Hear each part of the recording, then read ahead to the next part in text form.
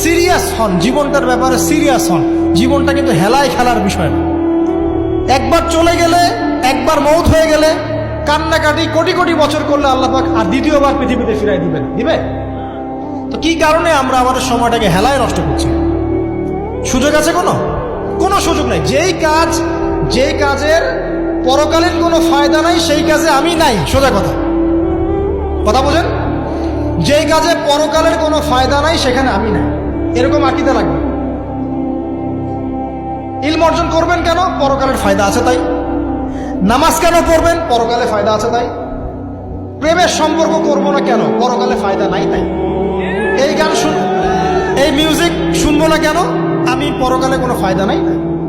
আমি অহেতুক এসব টিকটকের পিছনে ঘুরবো না কেন? পরকালে কোনো ফায়দা নাই তাই। যে কাজ পরকালে ফায়দা দিবে আমি সেই কাজে আছি। পারা যাবে ইনশাল্লাহ? আল্লাহ তৌফিক দান করুন।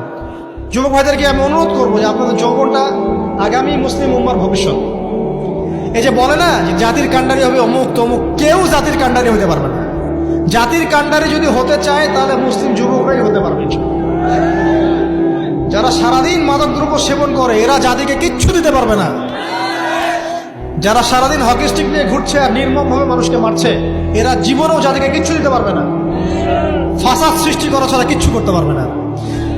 দেশকে, জাতিকে এবং উম্মাকে যদি এগিয়ে নিতে হয় শুধু মুসলিম যুবকরাই পারবে ইনশাআল্লাহ। এবং কারা পারবে? যারা অন্য ধর্মের মানুষ কিন্তু মনটা স্বচ্ছ সৎ, তারাও পারবে। যাদের মনে সততা আছে অন্য ধর্মের হলেও তারা পারবে ইনশাআল্লাহ। যার মনে সততা নাই সে পারবে না। করাপ্টেড, দুর্নীতিপূর্ণ মন নিয়ে কখনো দেশের খেদমত, জাতির খেদমত করা যায়। বাংলাদেশের সবচেয়ে বড় সমস্যা দুর্নীতি। বাংলাদেশের 1 নম্বর সমস্যা দুর্নীতি। দুর্নীতি যদি না থাকতো আর সমস্ত কালো টাকা যদি সাদা করা যেত বাংলাদেশের মানুষকে আজকে না খেয়ে মরতে হতো না। 65% মানুষকে আজকে এই খাবারের সংকটে ভুগতে হতো না। সামনের দিনগুলো কঠিন হবে, ভয়াবহ হবে, এটা সবাই বুঝতে পারছে, হয়তো শুধু আপনারা পারছেন না। আল্লাহ পাক আপনাদেরকে বোঝার তৌফিক দান করুন, আমিন।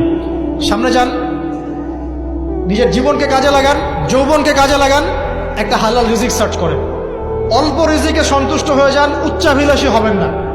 উচ্চাভিলাষী হওয়ার দরকার নাই, যতটুকু আসছে আলহামদুলিল্লাহ, এটুকুর মধ্যেই সন্তুষ্ট থাকেন। পারবেন ইনশাআল্লাহ। সামনে যাবেন, আদর্শ পরিবার গড়বেন। পরিবারের মধ্যে ইসলাম থাকবে। পরিবারের পিতা হবে ইব্রাহিম, পরিবার সন্তান হবে ইসমাইল, পরিবারের স্ত্রী হবে হাজারা অথবা সারা আলাইহিস সালাম।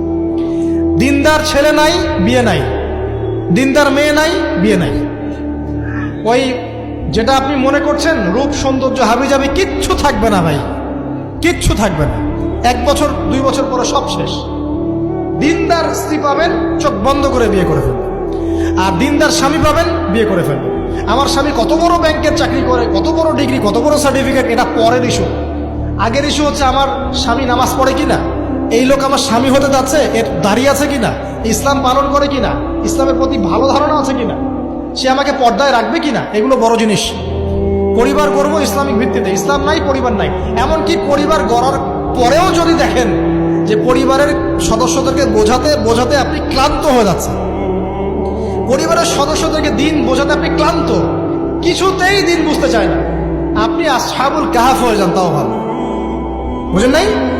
আপনি নিজের চটকা তেল দেন, ওটা বাদ দেন, ওর কবরের হিসাব ওর উপর ছেড়ে দেন, আপনি ইব্রাহিম হয়ে যান, আপনি আসহাবুল কাহাফ হয়ে যান, তাও ভালো। ইসলাম নিয়ে কোনো কম্প্রোমাইজ নাই। পরিবারের সদস্যরাও যদি আল্লাহর পথে চলার ক্ষেত্রে প্রতিবন্ধকতা সৃষ্টি করে বাদ দিয়ে দেন, দরকার নেই। আল্লাহর জমিন প্রশস্ত, আল্লাহর জমিন প্রশস্ত, আল্লাহর রিজিক প্রশস্ত। ইনশাআল্লাহ আল্লাহ পাক উত্তম আরো কিছু দিবেন আপনাকে ইনশাআল্লাহ। খেয়াল রাখবেন, পরিবারের মধ্যে ইসলাম থাকতে হবে।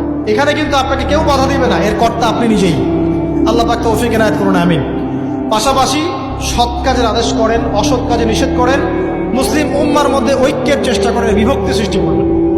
সবার মধ্যে ভালো জিনিস আছে, নিয়ে নেন, খারাপগুলো ছেড়ে দেন।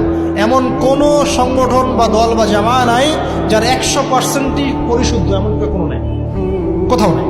সবার মধ্যেই কিছু না কিছু ভুল থাকবেই, কিছু না কিছু ফল্ট থাকবেই। ওই ফল্টগুলোকে নিয়ে যদি আপনি পড়ে থাকেন আর কাদা ছড়াছড়ি করতে থাকেন, কাজ হবে না।